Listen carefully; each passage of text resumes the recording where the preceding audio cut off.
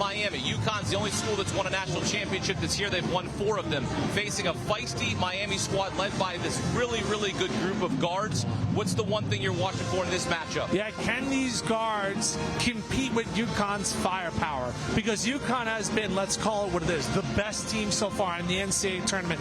They have dominated their opponents and beat up on Gonzaga going into the Final Four, but Miami's the real deal. Just go ask Houston.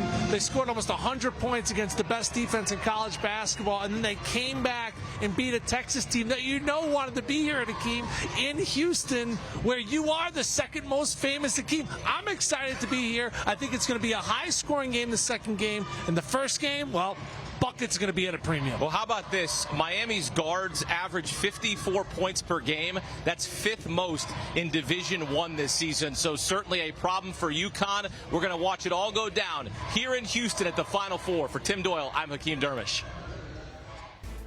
The first national semifinal set to tip just after 6 p.m. Eastern. It'll be Florida Atlantic and San Diego State. The nightcap pits UConn, the only school left to have won the big one, and Miami. And you can watch it all on CBS, streaming live on Paramount Plus as well. It's a heck of a prologue, but that's all it is now. It's prologue. Time to make things interesting. Sportsline's Chip Patterson and former Vegas odds maker Todd Furman, they're joining the show. Guys, away we go. We're going to start with the nightcap. It's Miami and UConn. Total's been set right now at 149. Chip, how you playing it?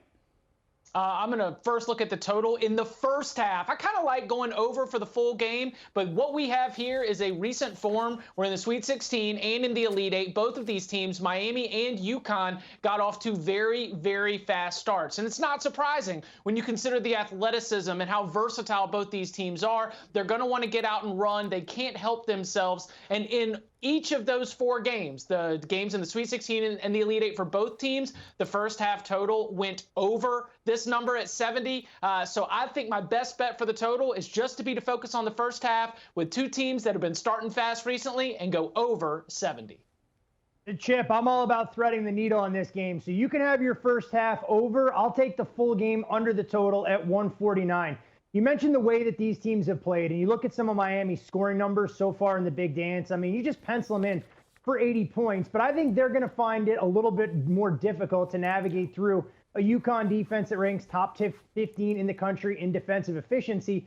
And when you look at UConn, they're more than comfortable to try and play in the half court. And I think that's the way they can really frustrate a Hurricanes team that doesn't play at a breakneck speed, but has been ultra efficient all big dance. I think given the significant step up in class on that side and UConn's desire to potentially turn this into a little bit more of a rock fight that Miami feels comfortable with, I can see some hot shooting right out of the gates. But as this game gets tight down the stretch, I like it under the total at 149. All right, we've got a call for a first half over and a full game under. Let's pick a side now. The line's UConn minus 5.5. Todd, you can go with the points or the money line, but what you got?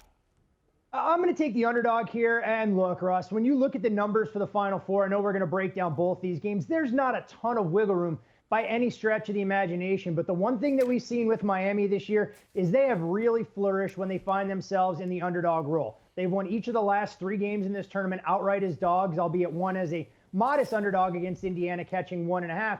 But you've seen this Hurricanes guard core really elevate when needed to make those clutch shots, put pressure on the opposing defense. And it's a role they've embraced all season long. When you look at Miami, 9-2 ATS as an underdog, 7-4 straight up in that role. Jim Larinaga will no doubt have a few wrinkles in store for Danny Hurley's bunch and company.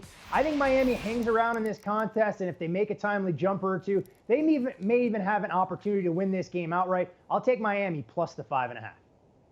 I've just got a hunch that the market, the odds makers, the power ratings cannot keep up with how good UConn is playing, because when you look at the way the Huskies have performed within the context of this tournament, they've not only been blowing out all of their opponents, but they've been doing it easily covering the spread. They were favored by 9.5, won by 24, favored by 4, won by 15, favored by 3.5, won by 23, favored by 2.5, won by 28.